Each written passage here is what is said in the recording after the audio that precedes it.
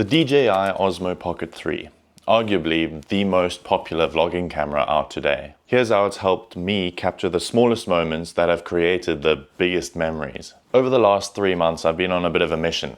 Not to make the perfect film or to chase views, but to build a visual journal. A memory bank I can open years from now and be able to revisit some of the best times of my life. I wasn't looking for the best angles or the most cinematic scenes. I wanted to capture the real moments, the laughs that I forgot happened, and the problems that I forgot I overcame. These videos were never meant to be for anyone else specifically, just for me to be able to relive my journey and share it with my friends and family. So, without further ado, this is the camera that has helped me capture these memories, the DJI Osmo Pocket 3. This video isn't going to go into detail about every single feature that this camera offers because there are a lot, but rather the features that I found most helpful while making and filming these videos. The first thing you notice about this camera is that it's absolutely tiny. It weighs less than 180 grams. This allows you to slip it into any pants pocket and take it anywhere without having a big camera bag. This made it really easy for me to have the camera wherever I went, allowing me to film any moments during my day. Another advantage of the small size of this camera is that it was very discreet when filming in public. Especially when you're new to vlogging like I am, it might feel quite uncomfortable filming in a public location where there are random people around you who you think are watching you and judging you. So having a camera that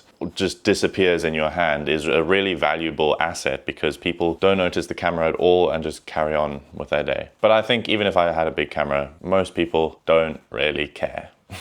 Another feature of this camera, which you don't see every day, is the 3-axis stabilized gimbal, which allows you to capture incredibly smooth shots even when just holding it and walking normally. This gimbal also allows for subject tracking, where you draw a little box around yourself or a subject that you want to track, and you can walk around and the gimbal will follow you, which is extremely beneficial for someone like me, who is a one-man crew and there's no one filming me. So having a shot where I'm in frame and walking and the camera tracks me makes it feel like there's a whole team behind me, which is really awesome. The gimbal also allows the entire camera to rotate around when you want to film in selfie mode, so that you're getting the highest possible quality video when you want to record yourself or when you want to record the scene in front of you. Having the camera flip around for selfie mode also allows you to be able to see yourself and make sure that you're in frame on the 2-inch OLED screen. Speaking of the screen size, this was a concern of mine before I got the camera. I was worried that I would try and shoot throughout the day and not be able to see what I was actually shooting. However, after using this camera for a couple of months now, the screen has never really been an issue. It does get very bright outdoors, so you can still see what you're shooting. And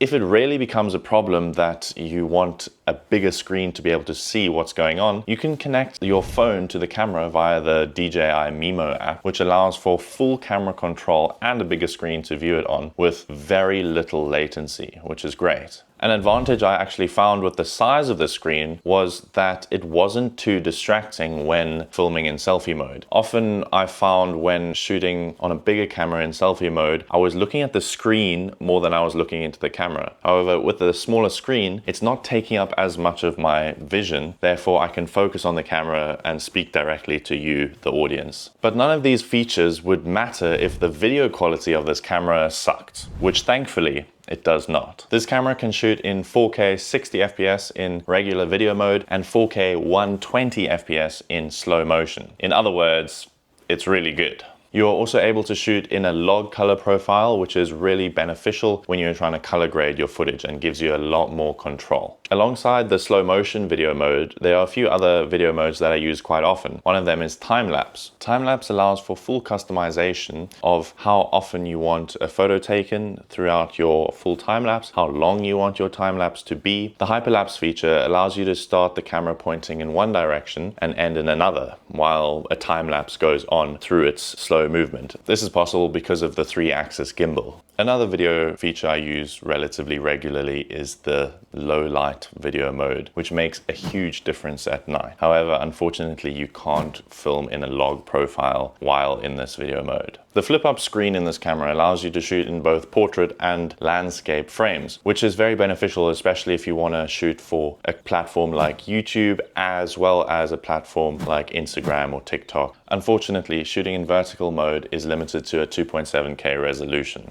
Moving on to battery life. I never ran into an issue with running out of battery during a day of shooting. However, I was only shooting a few seconds at a time before turning the camera off and carrying on until I saw another scene that I wanted to shoot. This meant that the camera could last an entire day for me on a single charge. On the rare occasion that the battery was about to run out while I was still out during my day, I did have the battery grip for the DJI Osmo Pocket 3 that came with the Creator combo. This extended my battery life until I could get home and plug in and charge. What's also handy is that this camera charges ridiculously fast, getting to 80% in under 20 minutes, I'm pretty sure. So I could even just take a power bank with me, and if I did end up running out of battery, I could just plug it into my power bank, and within a couple of minutes I was fully charged and ready to carry on shooting. In terms of audio quality, the camera has a built-in 3 microphone system which allows you to capture surround sound audio. And it's actually pretty good for what it is. But if you want really good audio, with the Creator combo comes the DJI Mic 2, which is really simple to connect via Bluetooth and delivers incredible audio for the size that it is. Alright, this is the audio using the built-in microphone on the DJI Osmo Pocket 3. It's quite windy outside right now, so being able to hear me might be a bit of a struggle. Let's switch to the DJI Mic 2. Here is the DJI Mic 2 that comes in the Creator combo. This audio quality should sound a lot better, even though it is quite windy still. The nice thing about the DJI mic is I can stand all the way over here and you can still see me. Hear me, I mean. Of course you can see me. You're also able to record a backup audio file directly onto the DJI mic in case of any corruptions during file transfers. Not everything is perfect, and this camera is no exception. There are a few features that I don't love so much, or some things that I wish could have been done better. The first one is the zoom capabilities. You are only able to digitally zoom, which basically means that you are just cropping into the image, which reduces the image quality, and you might as well do that in post. I would love if this camera was able to optically zoom, keeping that crisp image quality that it already gives, while being able to push in tighter to some scenes. The second thing is you are unable to control the depth of field like you are with a big DSLR or mirrorless camera. The depth of field is the blurriness behind you and how much of the frame is in focus. Having this control would allow me to capture more professional looking footage. And finally, the third thing that I'm not a huge fan of is the camera doesn't feel very robust. I understand that this is because there are a lot of moving parts, like with the gimbal and the flip out screen, but it would be nice if it felt safer to put into a pocket or wave around, because often I'm very cautious with how I'm packing it away and putting it in its case and taking it out of its case, because it feels like I might push something a little too hard and something bad would happen. Saying this, I do understand not having these 3 things make it possible for the camera to be this size and shape and have these features. So it's definitely not a deal breaker for me, but it is something I would love to see in future generations, even if it does compromise the shape of the camera slightly. So who should buy this camera and who shouldn't? If you're looking for something to film any action shots like surfing, skydiving, or mountain biking, I would recommend sticking to dedicated action cams. Similarly, if you're trying to capture high-end Hollywood quality movies, and the Oscar goes to, this camera would get you close, but not quite there. But if you're looking for a small, lightweight, and discreet camera for capturing memories of travel, family, friends, or even a day in the life, especially if you are a solo creator, the DJI Osmo Pocket 3 is the camera for you. If you're on the fence, trust me, this camera makes you want to shoot more. I really hope this video has helped you make a decision for buying this camera, whether you do or you don't. I have linked it below with an Amazon affiliate link if you do want to check it out. Please let me know in the comments, what is your dream camera setup right now? And would you consider going pocket-sized like this one? Alright, thanks for watching, goodbye.